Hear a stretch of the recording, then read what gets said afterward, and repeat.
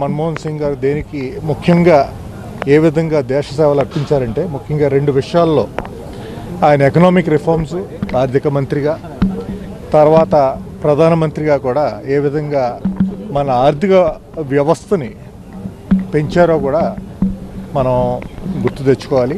అదేవిధంగా దేశ ఇంట్రెస్ట్లో న్యూక్లియర్ అగ్రిమెంట్ని కూడా ఏ విధంగా కంక్లూడ్ చేశారో కూడా మనం గుర్తు తెచ్చుకోవాలి. ఇది ఆయన గ్రేటెస్ట్ కాంట్రిబ్యూషన్స్. అంతేకాకుండా ప్రపంచవ్యాప్తంగా ఎకానమీస్ పడిపోయిన టైంలో 2008లో Indian economy 8% growth అనుసరించింది.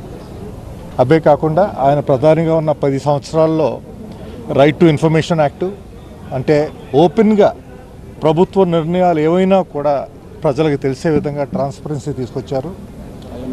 Right to education act, తర్వాత Mahatma Gandhi national employment act, అంటే ఉపాధి హామీ పథకం, అలాగే ఫుడ్ సెక్యూరిటీ యాక్టు, తర్వాత ట్రైబల్స్కి వాళ్ళ ల్యాండ్ రైట్స్, తర్వాత ల్యాండ్ అక్విజిషన్ అయినప్పుడు తగు కాంపెన్సేషన్ రైతులకి వచ్చే విధంగా వివిధ యాక్ట్స్ని తీసుకొచ్చారు.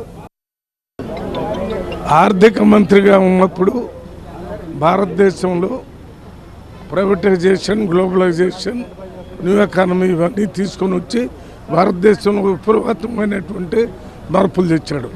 మరి మన మన్మోహన్ సింగ్ గారు ఈరోజు కోల్పోవడం అనేది మా అందరికీ కూడా చాలా బాధాకరం. కాంగ్రెస్ పార్టీకి మరింత తీరని లోటు. ఇలాంటి ఆర్థికవేత్తలు, ఇలాంటి అద్భుతమైనటువంటి నాలెడ్జ్తో ఈ దేశాన్ని మందగమనం నుంచి మరి ఆర్థికంగా పరిగెత్తే విధంగా, అభివృద్ధి పరంగా పరుగులు తీసే విధంగా కీలకమైనటువంటి నిర్ణయాలు తీసుకున్నటువంటి మహానీయుడిని ఈ దేశం ఎప్పుడూ కూడా మర్చిపోదు.